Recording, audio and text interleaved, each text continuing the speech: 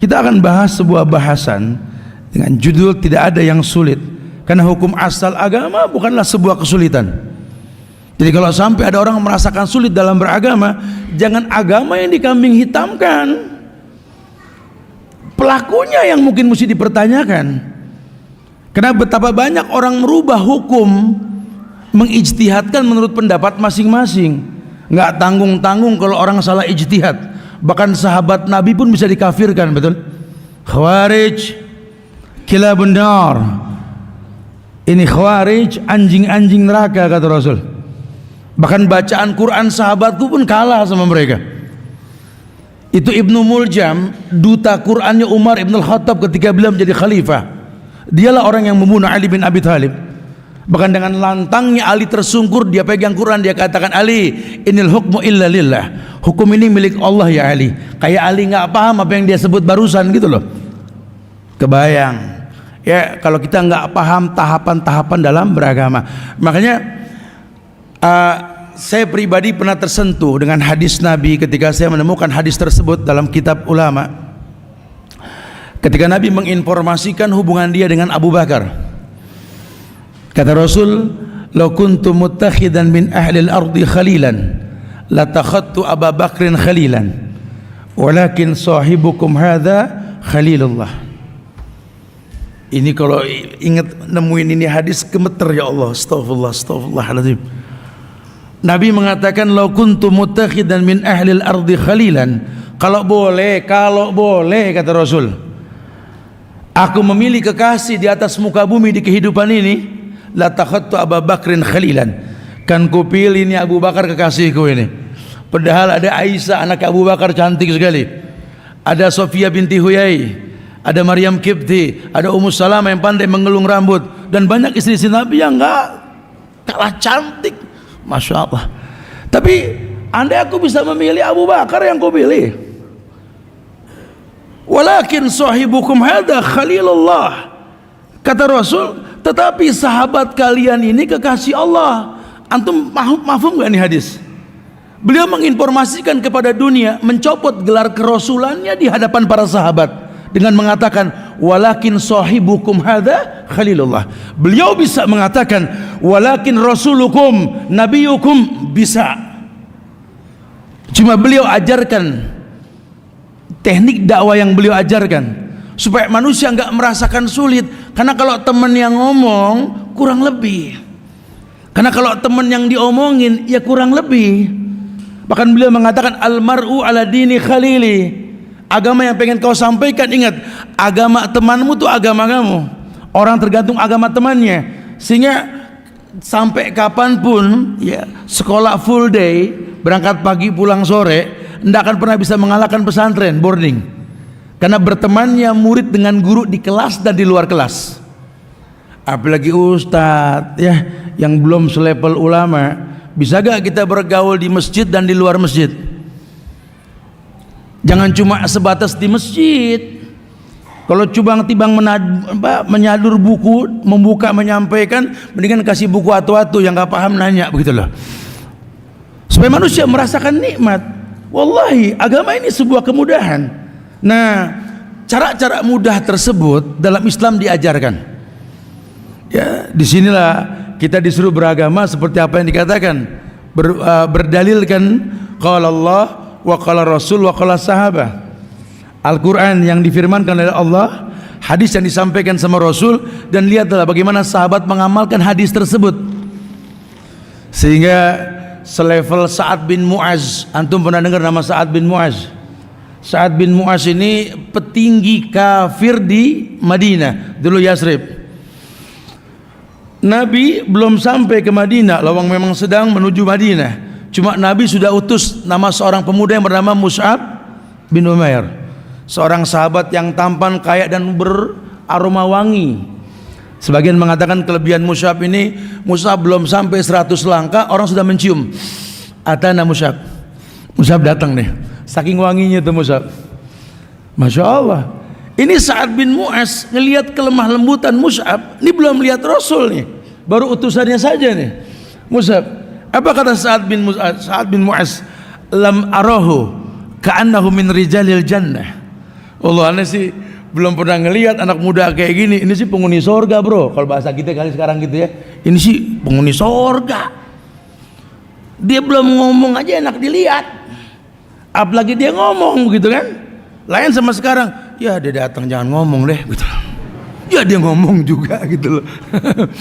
Loh kok bisa Tat? Ya iyalah, makanya mesti kita buka bukunya para sahabat, biografi mereka itu seperti apa. Dijelaskan di buku-buku ulama tentang kelemah lembutan mereka. Dalam tafsir Quran ayat yang mengatakan kuntum khaira ummatin ukhrijat linnas, ini jangan diterjemahkan khuruj ya, gitu loh.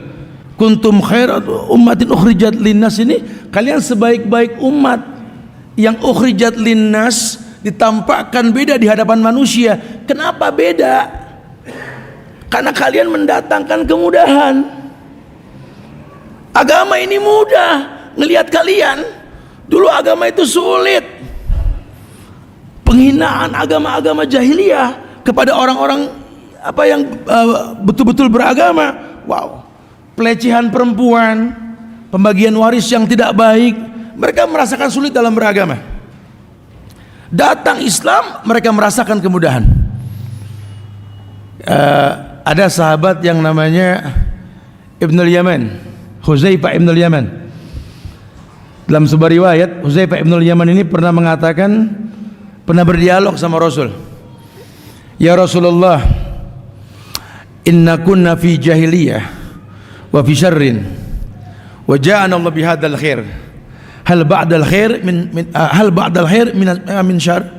Hadis ini panjang, saya enggak bahas, cuma kupas mukadimahnya aja.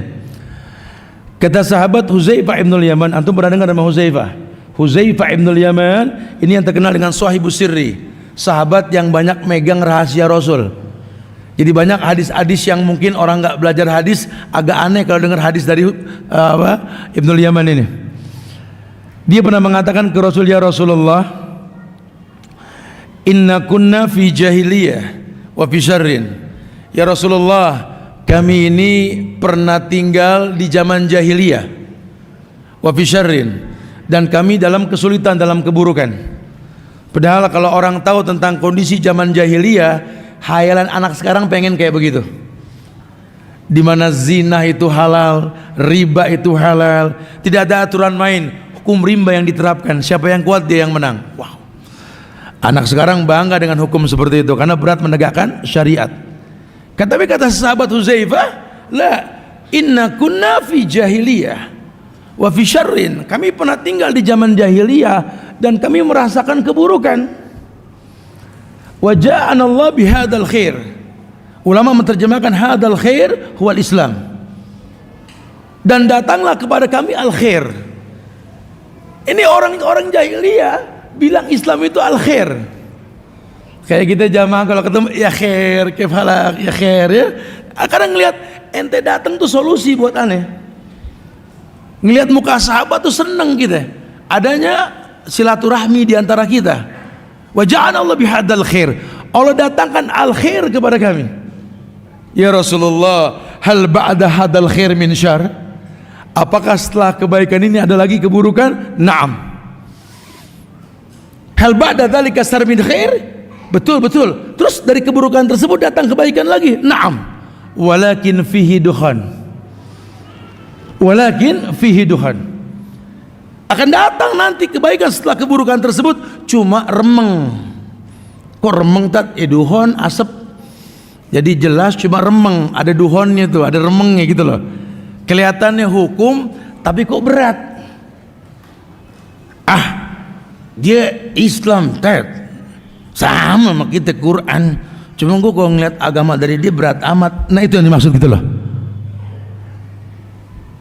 Aneh Tat lagi konsentrasi nih Tat, hijrah, lagi belajar agama. Pas berteman sama dia jadi putur, agama berat. Karena memang ini yang terjadi. Banyak segelintir manusia ini memaksakan kebenaran menurut pendapatnya. Padahal dia juga pernah belajar ayat yang mengatakan al-yawma akmaltu lakum dinakum wa atmamtu alaikum ni'mati wa raditu lakumul islam ad-dina. Ini masyhur. Dalam kitab Tauhid Syekh Muhammad bin Abdul Wahab dijabarkan ayat ini. Ayat penyempurna, ayat selesainya syariat Itu ayat turun ketika haji wada, haji yang pertama dan terakhir Rasul. Sebagian mengatakan sih idza jaa nasrullahi wal fath, wallahu alam. Tapi itu ayat-ayat terakhir.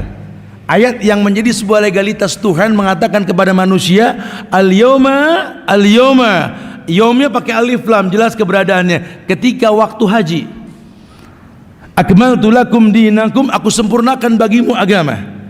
Nah, bicara kesempurnaan agama kan Allah yang ngomong langsung.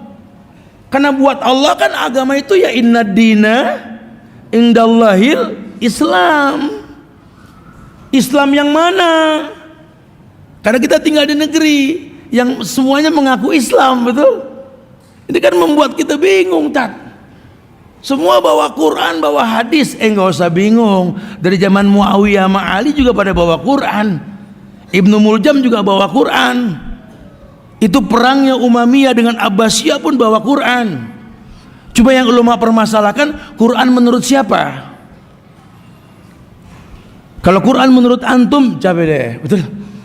Tapi kalau Quran menurut Rasul, hadza huwa din. Dan kita maklum, kita tahu yang memiliki sorga itu Allah. Sehingga Allah lah yang berhak menentukan siapa yang masuk sorga. Saya sering sampaikan dengan bahasa yang gampang. Ada yang Allah izinkan masuk sorga, Allah jadikan dia nabi, dia rasul. Udah nggak usah ngayal, kita nggak dapat kuota udah. Ada harim yang dijadikan bini rasul, sahabiat rasul. Udah antuna juga nggak bagian kuota sudah. Ada yang dijadikan tabiin, tabiut tabiin. Ada yang dijadikan ulama, warasatul anbiya. Dan kita kayaknya nggak kebagian tuh semua. Terus jangan lupa, ini sorga milik Allah. Tidak sedikit orang yang datang minta ampun dengan segudang dosanya, Allah ampunkan, sorga miliknya. Sampai Allah mengatakan, ya ibadi, law ataitani bi qurabil ardi khataya, thumma laqitani la tusriku bi syai'an, la ataituka maghfiratan mislaha. Ya ibadi, law dhunubuka ananas sama, atani la tusriku bi syai'an, la ataituka maghfiratan mislaha. Allahu akbar. Lihat bahasa lembutnya Tuhan. Allah berfirman, ya ibadi, wahai hambaku, kata Allah, law ataitani bi qurabil ardi khataya, kalau kau datang kepadaku membawa dosa seluas langit dan bumi. Ini dosa bukan kaleng-kaleng, bro, seluas langit dan bumi. Eteba baru nyelading orang doang sama bikin pegel mata orang, betul? Ini dosanya seluas langit dan bumi. Ente datang ke Allah memohon ampun tanpa ada kesyirikan dalam ritual yang anda mintakan ke Allah. Ini menandakan tauhid, ya, agama dengan tauhid. Karena banyak banget orang yang terjebak dalam kesyirikan. Mungkin gak syirik besar, bahkan dalam Islam saja seorang alim bisa berbuat syirik karena pengen dibilang alim, dan saya alim, ini kan bahaya. Bahkan seorang dermawan, seorang yang sedekah pun pengen dibilang dermawan, terjebak dalam kesyirikan ketika dia ujub, syirik kecil. Begitu pula ketika dia mungkin menjadi qari karena pengen dibilang qari. Ini kan berbahaya sekali. Hati-hati. Agama ini berujung pada kata ku anfusakum wa ahlikum nara. Agama ini nggak buat orang lain, untuk dirimu dan keluargamu. Yang lain gimana, Ustaz? Ya kita ngajar, dan ngajar ini bukan kerjaan, ini kewajiban. Beda. Lawang Nabi aja sugul, Nabi kerja, sahabat kerja, ente nggak kerja betul. Ya nggak bisa. Supaya tahu ada arti sebuah kewajiban, sampaikan balighuani walau ayah, sampaikan walaupun sejumlah, dan jangan bikin orang lari. Karena betapa banyak dialog santai kita membuat orang pegel, akhirnya debat kusir yang ada. Karena agama menurut kita, oh kalau di masjid anda begini, Ustaz, tiap terawih wajib 1 juz, pantesan cuma sebaris, betul. Lantas fungsi imam di mana? Menghadap makmum. Istawa'tadilu sawwu sufufakum fa inna tasfiyata sufuf min tamamis shalah. Lurus, rapatkan shaf. Rapat lurusnya shaf ini merupakan kesempurnaan dalam sholat. Bahkan Umar Ibn Khattab nggak memulai sholat sebelum memastikan shafnya itu lurus. sambil melihat kondisi makmum. Di situ Nabi pun menurunkan dalil Iqra' ma tayassara minal Quran, baca yang paling gampang agar orang tertunjuki. Berkait dengan bahasan ini pun ada riwayat yang mengatakan 7 golongan orang-orang yang dilindungi ketika tak ada perlindungan kecuali perlindungan Allah. Salah satunya apa? Wa rajulun qalbuhu mu'allaqun fil masajid. Ada anak-anak muda yang hatinya terikat dengan masjid. Ya, bukan cuma kita usaha untuk enjoy di masjid, masjidnya pun mesti bikin orang enjoy. Akhirnya kan iklan diantara kita kan bikin kosong masjid. Ini Indonesia, bre. Ini Indonesia, ini Bandung. Demi Allah, kabar tentang kondisi masjid ini kan antar jamaah. Lu sholat di mana, bro? Gue mau di sini di komplek. Oh, kalau gue mau nggak di luar komplek. Kenapa? Cepet. Masya Allah. Jadi yang diiklankan begitu tuh, ya kan? Dan nggak disalahkan loh, mereka orang awam. Enggak, zaman Rasul udah begini. Bre, zaman Rasul di belakang Nabi ada Mu'az, di belakang Nabi ada Abu Bakar, Umar, Utsman, Ali, di belakang ente ada Agoni, si Asep, si Dudung, Marpawi, betul? Subhanallah. Ini mafhum, ya. Lianna dina yusrun, karena agama merupakan sebuah kemudahan, dan itu sering terjadi. Sehingga beragamlah kita melihat banyak ikhwan yang hijrah merasa senior hijrah karena duluan hijrah. Kalau kajian begitu, antum baru tobat ya depan gitu. Kalau kita yang udah agak lama bisa di belakang lah ya gitu. Subhanallah, menjadi ikhwan kibar bukan ustadz kibar, itu kan bahaya sekali ya. Ini yang sering terjadi. Ini Ustadz Subhan ini grassroots loh, keliling kemana-mana, dan pegel ngelihat kayak begituan gitu loh. Kenapa sih kita nggak mengembalikan dalil yang Nabi sampaikan? Karena kan pemilik dalil kan Rasul. In kuntum tuhibbunallah fattabi'uni, kan gitu bahasanya. Nggak boleh ikutin yang ikutin beliau dong. Dan kita tanpa khilaf loh mengatakan apa? Walaqad kana lakum fi rasulillahi uswatun hasanah. Telah ada suri teladan yang terbaik pada diri Rasulullah sallallahu alaihi wasallam. Ya. Dan lihat bagaimana khulafaur rasyidin mendakwakan kemuliaan sampai kepada manusia, mereka merasakan kemudahan. Sampai tadi Hudzaifah mengatakan, hal ba'da dzalikal khair min syarr? Setelah kami merasakan kebaikan Islam, apakah ada keburukan? Naam. Wafatnya Rasul, Abu Bakar jadi khalifah, mulai banyak pemberontakan, betul? Adanya Musailamah Al-Kadzab dan lainnya. Abu Bakar meninggal, Umar naik, lebih dahsyat lagi nih. Fitnah Syiah sudah mulai terhembus di situ. Ya, apalagi di zaman Utsman dan Ali nanti lebih menyolok lagi. Sehingga Umar memerintahkan orang untuk bawa Islam sampai ke Cordova, sampai ke Eropa, sampai ke daratan Cina. Ini belakangan Syiah pengen masuk di sini, ya nggak bisa. Ente benci sama Umar, ya ini aneh sekali ini. Ya, banyak orang memang beragama pengen dilihat, akhirnya agama jadi berat. Padahal agama merupakan sebuah kemudahan, tidak ada kesulitan. Bahkan setiap orang, bahkan sahabat pernah mengatakan bahwa dulu kami di zaman Rasul, Yahudi, Nasrani melihat muka kami para sahabat bisa masuk Islam. Gue baru ngelihat muka sahabat. Kenapa? Ada simah, di mana arti dari sebuah sabda Nabi yang mengatakan aslih nafsak yasluh lakan nas. Kritisi dirimu, orang lain akan terkritisi. Jangan sampai tingkah laku kita ini berdampak pada orang seakan-akan dia berbaiat kepada kita. Tak ada baiat dalam agama kecuali pada pemimpin, kan begitu bahasanya. Sehingga banyak orang yang taklidiyah, nanya bingung, nggak tanya lebih bingung, nggak ngikut takut nggak enak, ngikut pun deg-degan, serba salah. Agama menjadi sebuah kesulitan. Nah, ulama mencatat, dibuatlah pedoman-pedoman di dalam beragama supaya orang bisa merasakan betapa indahnya ini agama. Yang pertama, semua buku ulama mengedepankan bab ikhlas. Ya, ala lillahi dinul khalis.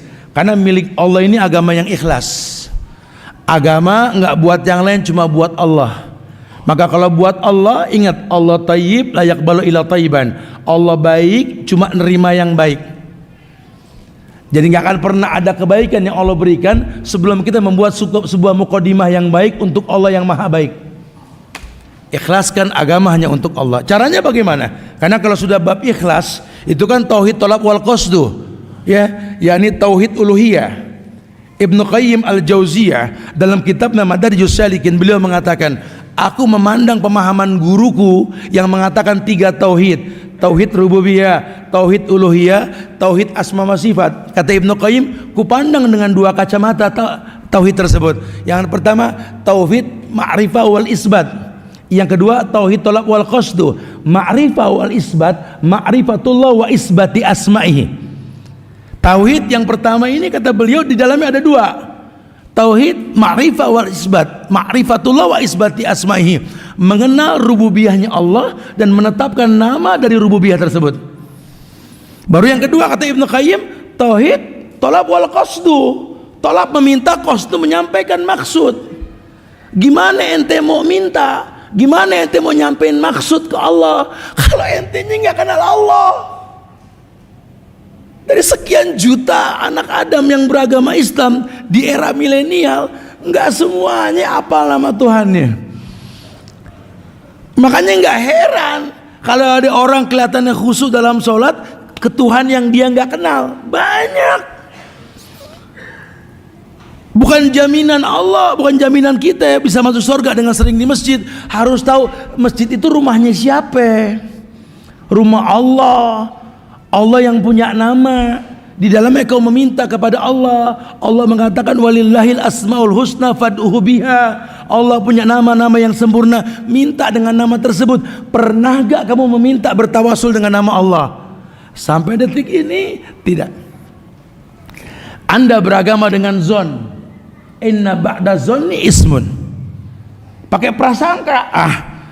Perasaan udah bener tat. Ana sama Rasul udah mirip. Masya Allah.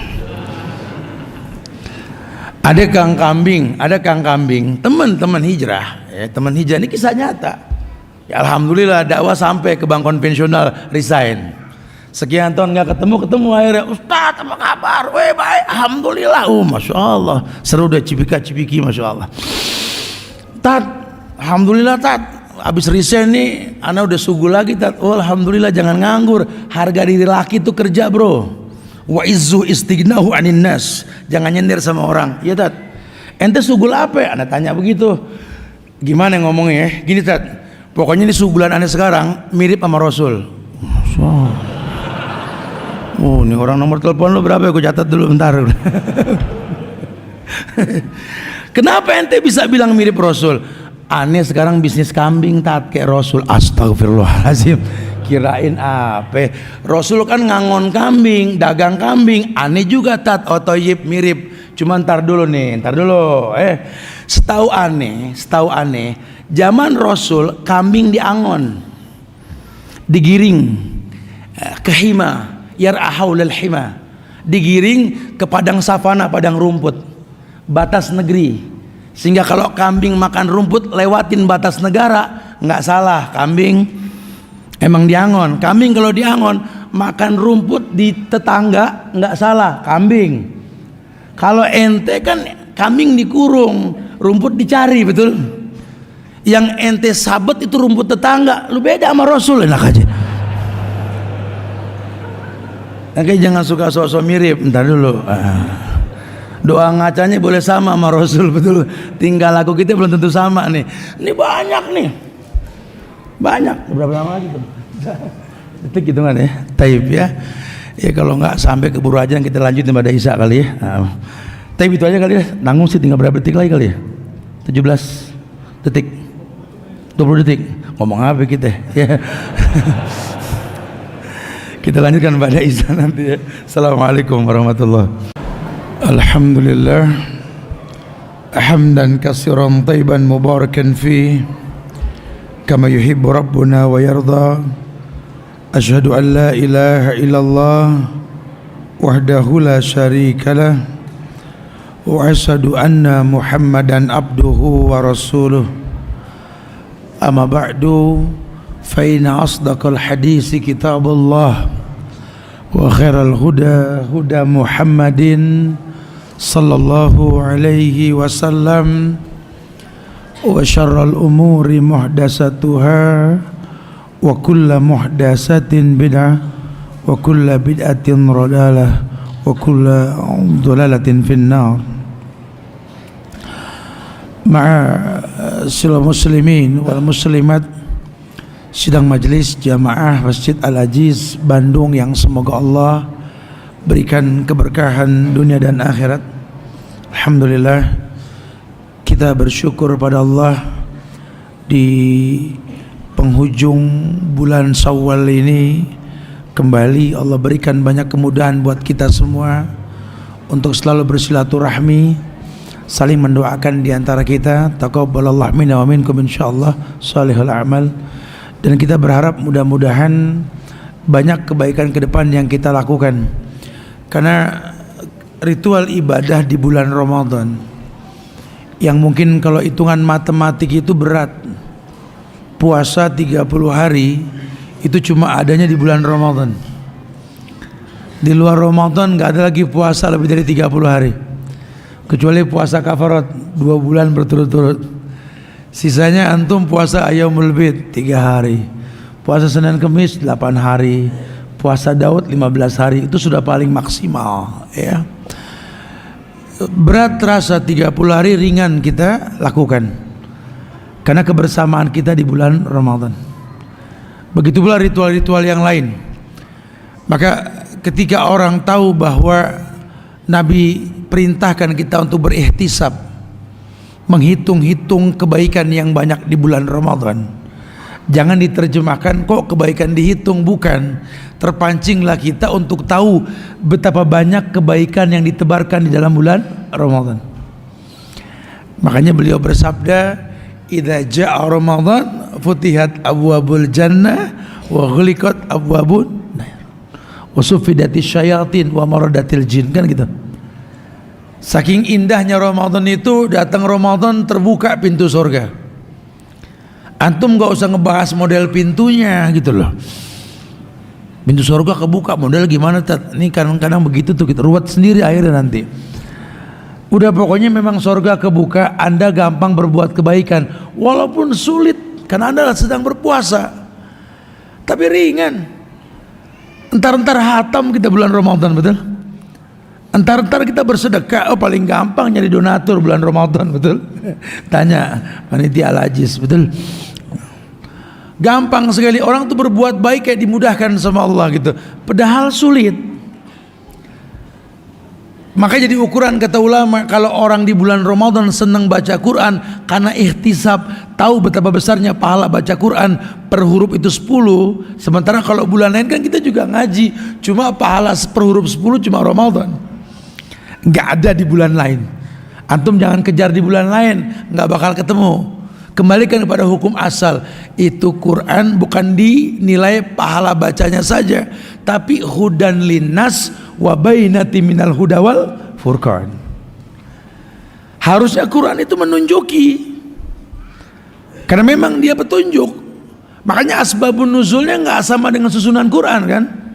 Susunan Quran kan Al-Fatihah, Al-Baqarah, Al-Imran, An-Nisa terus sampai An-Nas, betul? Turunnya apa? Iqra dulu. Surat Al-Mudassir sampai ayat-ayat tadi, al-yawma akmaltu lakum dinakum wa atmamtu alaikum ni'mati wa raditu lakum Islam madina. Tujuannya apa? Supaya Quran seperti fungsinya petunjuk buat manusia. Sekarang saatnya kita merasakan betapa mudah dengan Quran tersebut. Tugas kita mengatur waktu. Kenapa kemarin sempit waktu karena puasa bisa rutin hatam? Kok sekarang kita udah nggak puasa malah nggak hatam-hatam? Yang ajibnya apa? Lupa naruh Quran. Lu nggak ngaji bro? Gue lupa di mana tuh Quran katanya. Agama jadi berat. Ya kok bisa? Wallahu a'lam. Bersedekah begitu. Orang bersedekah bulan Ramadan, Masya Allah. Tapi kalau sampai Ramadan aja nggak bersedekah, yang ada data orang yang bersedekah yang dicatat sama dia. Nah, ini biasanya yang begini nih di luar Ramadan udah dah medit, koret, kutet, purik yang kayak begini dah. Ramadan aja nggak sedekah, ya sedekah dia sekali-kalinya setahun tuh zakat fitrah. Betul. kan kelewatan. Nih yang begini di luar Ramadan berat nih. Lawang ada pahala yang berlipat ganda. Saya sih pengen nyimpulinnya begini. Betapa banyak kemudahan-kemudahan yang Allah berikan pada hakikatnya merupakan sebuah kesulitan. Karena keterbatasan waktu di bulan Ramadan. Tapi kok ringan Ustaz? Ya karena memang bersama kita. Makanya Nabi mengatakan alaikum bil jamaah, ayo berjamaah. Supaya enggak berat. Tapi jamaah yang bagaimana Ustaz? Ya tentunya jamaah yang berlandaskan dengan apa yang Allah firmankan, Nabi sabdakan, sahabat melakukan. Jangan eman untuk mencontoh. Ya, gemar membaca dikedepankan gitu loh. Penuhin, mudah-mudahan ada perpustakaan lengkap di masjid sini gitu loh. Supaya teman-teman gemar membaca. Ya, jangan merujukan agama kepada sosial media. Bukan nggak boleh kita bersosial media ya. Karena ada sebagian yang memanfaatkan sosial media buat beragama. Kayak sekarang nih kita live. Mungkin yang hadir sekarang ya ada kali 500 orang mungkin kali ya. Allah mungkin lebih. Tapi ini yang nonton sampai 3000 lebih nih, gitu loh. Ini menandakan apa? Manfaat sosial media. Tapi nggak bisa kita beragama dengan sosmed. Ya agama dengan Quran dan Sunnah. Sarannya siapa? Kitabnya para ulama. Ini mesti dirujuk. Nah itu adanya di perpus library, buka yang banyak, pancing orang untuk merasakan kenikmatan, bikin mereka menjadi warrajulun qalbu mu'allakun fil masajid, menjadi orang-orang yang hatinya terikat dengan masjid, tapi punya alasan. Aneh juga Tat, alhamdulillah Tat, udah 2 tahun nih hati aneh terikat dengan masjid Tat. Masya Allah, gimana bisa terikat? Aneh marbot, mungkin apa? Pikir apa lo marbot, lo digaji lain lagi. Tapi memang terikat karena merasakan manfaat masjid. Kan Allah sudah katakan la masjidun usissa ala taqwa min awwal yaumi. Karena memang masjid didirikan landasannya takwa. Nih, kalau bicara takwa, seluruh ritual ibadah itu ujungnya la'allakum tattaqun. Aneh sampai nih di beberapa masjid dari kemarin nih. Masalah takwa ini. Takwa itu kayak gapura di sebuah tempat yang banyak pilihan. Karena dengan ketakwaan tersebut Allah berikan 3 hal yang mulia dalam hidupmu. Maka baguskan ritual ibadahmu dengan stabilisasi iman. Kalau ritual ibadahmu bagus, la'allakum tattaqun. Kalian jadi orang yang bertakwa. Kalau kalian sudah bertakwa, yang pertama ya ja'alahum makhrajan, ada solusi. Hidup ini masalah. Itu orang menikah jangan bilang puncaknya cinta, awal masalah. Kan kadang-kadang kan ikhwan sama akhwat suka begitu tuh. Habis nazar kemudian khitbah, terjadi pernikahan. Ini memandang pasangan tuh senyum-senyum sambil berkata yang akhirnya puncaknya cinta gitu. Puncak cinta, awal ujian enak aja. Ente belum serumah, indah semua, pas rumah coba, ya Allah, ya Allah. Ya, tapi nggak ada masalah. Memang itu ujian. Rumah tangga kayak bahtera nggak berjalan tanpa gelombang kan? Harus ada badai. Layar pun terkembang, harus berjalan dengan masalah. Nah makanya itu masalah. Kita bikin masjid di Al-Ajiz, masalah. Jangan kita bilang akhirnya masjid berdiri nih, tinggal surganya doang. Surga dari mana ente? Bisa main jambak-jambakan di dalam, betul? Ini nggak main-main, ini ujian. Karena memang ini lambang kehidupan, dan hidup ini memang perpindahan dari satu ujian ke ujian yang lain. Tapi kan kita orang Islam berhusnuzon. Kita punya Allah yang nggak mungkin menguji di luar batas kemampuan. La yukallifullahu nafsan illa wus'aha. Kalau ente merasakan berat dengan ujian, jangan salahkan Tuhan dan ayat yang difirmankan. Salahkan diri kita. Kenapa ini berat ujian? Kalau boleh jujur, kita tidak dekat dengan Allah. Akhirnya prasangka buruk. Kalau sudah prasangka buruk, apa kata Allah? Wa dzalikum zannukumul ladzi zanantum bi rabbikum ardakum fa asbahtum minal khasirin. Tahu gak artinya? Wallahu alam. Artinya itulah prasangka buruk yang kau sangkakan ke Allah. Keburukan yang bakal kau rasa. Kenapa berburuk sangka sama Allah? Kalau semua telah ditakdirkan tinggal dijalanin. Yang belum ditentukan kan sama Allah neraka surganya kita, diterima enggak pahalanya kita, betul? Ini yang mesti dipersiapin. Kalau DLL sih udah, dan lain-lain maksudnya gitu ya.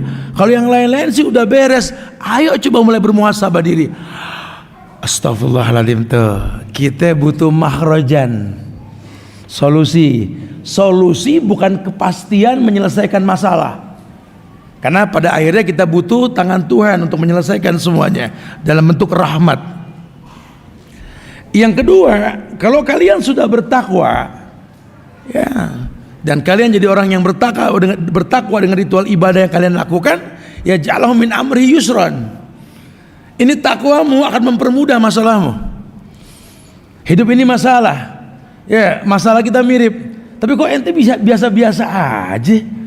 Kita seumuran, kerjaan kita sama, masalah kita mirip, pegal sama bini sama anak, betul? Kok muka lu boros banget sih gitu loh. Umur belum 40 yang diomongin merek obat. Wah masalah nih, betul. Kok ente enteng-enteng aja sih? Ini kan mesti dibahas nih. Kok bisa seperti itu? Ya karena yang satu dapat yusron, kemudahan dari Allah. Ya dia berhusnuzon, ujian itu lambang kehidupan. Karena Nabi pernah bersabda, innallaha idza ahabba qauman ibtalahum. Allah kalau cinta dengan satu kaum, apalagi orang per orang, Allah uji. Tapi ujiannya tadi, Allah nggak memberatkan manusia dengan ujian. Karena nggak ada kezoliman dalam takdir. Manusia pasti mampu. Kalau anda tidak mampu, jangan salahkan Tuhan. Islah diri anda. Asli nafsak tadi. Ada koreksi diri. Coba jangan-jangan ini, jangan-jangan nih. Kok anda bisa berat saatnya? Ya karena memang bicara iman lagi. Anda baru diuji dengan sholat, diuji dengan puasa, dengan sedekah sudah berat. Akhirnya jadi orang yang paling senang kalau sholat udah beres, paling senang kalau puasa udah beres. Padahal boleh-boleh saja. Cuma kalau sampai lebih senang beres ibadah ketimbang baru mulai, ini masalahnya. Akhirnya menjadi orang yang berat dalam beragama. Hati-hati ya. Agama ini berujung kepada qaribin hayyin sahlin. Penghuni sorga itu punya 3 karakter. Kalau anda betul dalam beragama, anda bakal punya karakter 3. Qaribin hayyin sahlin. Qarib gampang akrab, hayyin lembut, sahlin mudah. Ukur diri kita ini. Udah belum tempat-tempat pengajian yang kita datengin, guru yang kita panutin, Quran yang kita hatamin, hadis yang kita baca dan kita hafal, membuat kita jadi orang yang qarib, orang yang gampang akrab. Hayyin lembut, sahlin mudah. Kalau belum, ayo revisi. Jangan-jangan ada yang nggak bener nih. Soalnya orang ngelihat agama berat dari ente, sementara agama itu yusrun kata Nabi. Hingga banyak orang mengatakan, aneh sih mendingan nggak tahu tat, jadi enteng, pas tahu jadi berat. Nah ini yang paling bahaya ini. Akhirnya orang ogah belajar agama. Ya, yang ketiga, takwa dari ibadah yang kau lakukan itu, ya ja'alakum furqanan. Allah berikan furqan, senjata, pusaka furqan. Ini momentumnya tepat. Antum tinggal di negeri yang beragam orang Islamnya. Antum butuh furqan.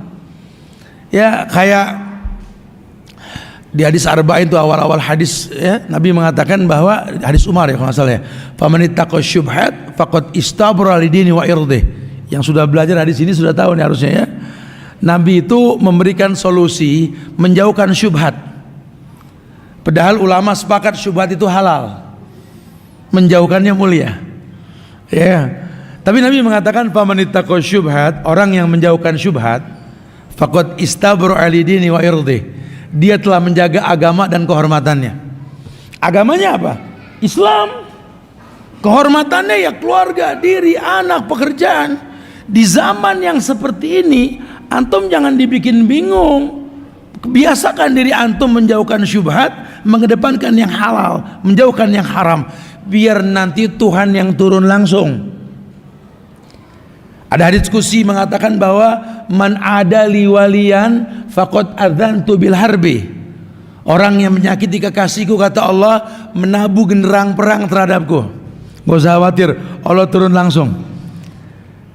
Ya, lo kuntu ahbabtu, kalau aku sudah jatuh cinta sama hamba ini, kuntu sam'ahu ladzi yasma'u bih, wa basarahu alladhi yubsiru bih, wa yadahu allati yubtisu biha, wa rijlahu allati yamshi biha, wa idza sa'alani la'utiyannahu, wa idza ista'adani la'uidannahu. Lihat tuh, Allah langsung ngomong, Allah bakal jaga tempat-tempat yang dia nggak bisa ngindarin dosa. Ku jaga kuping yang dengannya dia mendengar, ku jaga mata yang dengannya dia melihat, ku jaga tangan yang dengannya dia menyentuh, ku jaga kaki yang dengannya dia melangkah.